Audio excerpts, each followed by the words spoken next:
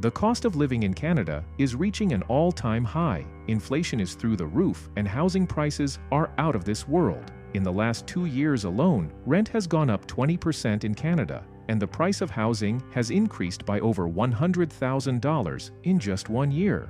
And that's not all. Everything from gas prices to credit card debt to even groceries keep going up and up. In this video, we're going to be taking a quick look at the extent of Canada's cost of living crisis and how it's been impacting the Canadian people. Over the next few minutes, you're going to notice a theme of just about everything reaching an all-time high. Such is the extreme nature of the crisis around Canada. A good place to start would be the population explosion Canada have witnessed. Canada is well on track for a record-breaking year in regards to population growth. It is estimated to welcome over 520,000 new permanent residents in 2023, which is an all-time high and a 20% increase from 2022's 437,000 new citizens. A whopping 96% of the overall population growth of Canada is comprised of immigrants arriving from other countries looking to fulfill their Canadian dream. Canada is even taking 3 times more immigrants per capita than even the United States. At this rate, Canada is far and away having the fastest population growth of any country in the modern era. This injection of people into Canada has only led the already dire state of affairs to get even worse. Nothing demonstrates this fact better than the credit card debt numbers. According to Equifax, Canada's credit card debt in the last year has soared to an all-time high of $107 billion in 2023, whilst the total Canadian consumer debt reached a crippling $2.4 trillion. Both those numbers indicate the increasing financial burden of inflation that Canadians are having to deal with. Stats show that a lot of middle-class earners are attempting to cut down their spending in order to lower their credit card debt. For low-income families and earners, however, that sort of compromise just isn't possible. They need to take on debt in order to feed their homes. A survey done by MNP indicated that 52% of Canadians are only $200 away from not being able to cover their monthly bills. And that statistic has already increased by 6% in 2023 from quarter to quarter. Already, more than 1/3 of Canadians can't afford to cover their debt payment, and that's the main reason why the Canadian household debt grossed over $2,000 by June 2023, and the money supply from the Bank of Canada increased by 2.3%, which is never a good sign. Anytime the money supply of money goes up, the economy takes a hit. Canadians can barely afford food and groceries as it is. Food items like bread, beef, vegetables, and fruits have all seen significant increase in 2023. The price of chicken, for example, has gone up 50% in 2023. Chicken lovers might have to start eating their veggies with a hot dog at this rate. In general, the cost of groceries has gone up nearly 10% in the last year. That number has far exceeded what everybody expected to be the case. In a prediction done by Dalhousie University, food prices were expected to go up by about 5 to 7%, meaning a family of 4 should have been expecting to pay $1,000 more for groceries than they did in 2022. Well, turns out they were off by another $1,000. The actual inflation rates were much more depressing.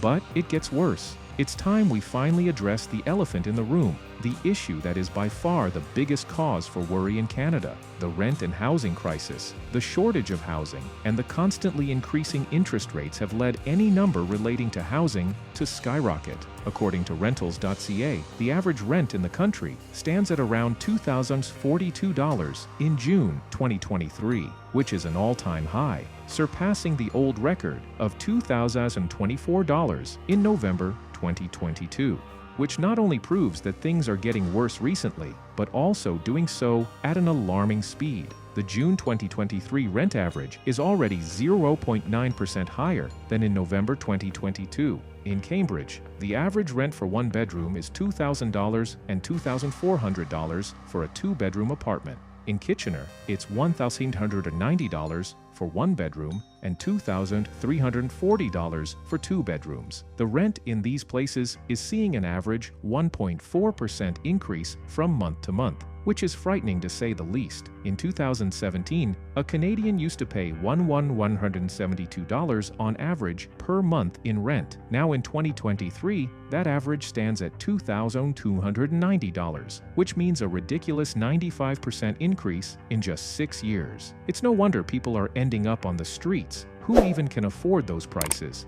Definitely not the middle-class worker, that's for sure. Well, if you can't rent, then you definitely can't own a home. In 2011, the average sale price of a house in Canada was $348,000. In 2023, just 12 years later, the average sale price is $710,000, more than a 100% increase. What's worse is that in places like Toronto, the cost of homes have increased by 160% from 10 years ago. Currently, a one-bedroom apartment on average goes for $550,000 Canadian dollars in Toronto. In areas like Ontario, Vancouver, and many others, the story is the same. Canada is faced with what has been described as the largest real estate bubble in the world. The main issue here is the fact that the income levels of working-class Canadians do not grow anywhere near fast enough to match the rent and housing demands. Today, in 2023, the average middle-class Canadian family makes around $5,000 a month. On the other hand, though,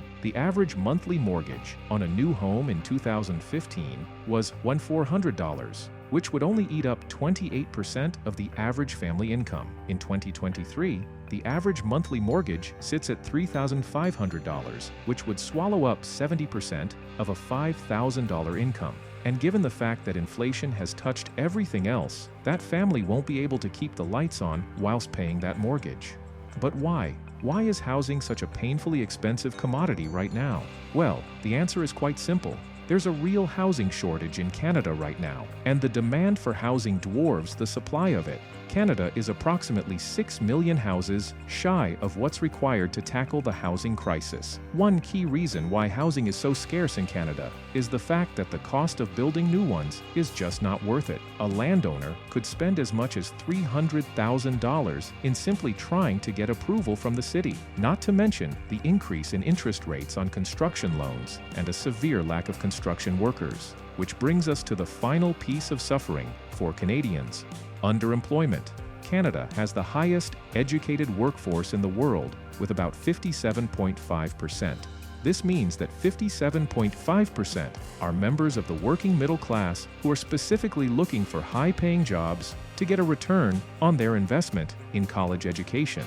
So naturally, you end up with a lot of underemployed people, since there are not nearly enough jobs for that many qualified candidates. It's a particular disappointment that immigrants especially have to deal with. Study shows that about 34% of immigrants selected via the economic category, a group of immigrants selected for entry due to their higher education and skills, were indeed employed in lower-skilled jobs. However, they struggle to find a job in their respective fields and grow frustrated. A staggering 15 to 20% of the immigrants who come into the nation end up leaving within 10 years. Hey there! If you're enjoying the video so far, or know a lot about the cost of living crisis in Canada, then feel free to leave a comment below. And it makes sense. Nobody can really afford to be underemployed when the current cost of living is so high. Canadians can barely afford to put a roof over their heads, let alone pay the various inflating household bills. 7 years ago, in 2016, a $50,000 a year job was just about enough to pay all available bills and still afford a mortgage on a house. But in 2023, however, a $50,000 a year job would comfortably put you on the streets, with no possibility of owning a house. To add insult to injury for Canadians, in this cost of living crisis, the government out of nowhere decided that now would be the best time to introduce a carbon tax worth 14 cents per liter. They even plan on increasing the tax on gas use to 61 cents per liter. This means 40% of all dollars spent on gas will now go into that tax. All in all, the cost of living crisis in Canada is at an all-time high. Middle-class citizens are having to get creative in order to stay above water and survive the crisis. One thing's for sure though, the government has a lot to do if they're going to prevent Canada from becoming a dystopian nightmare.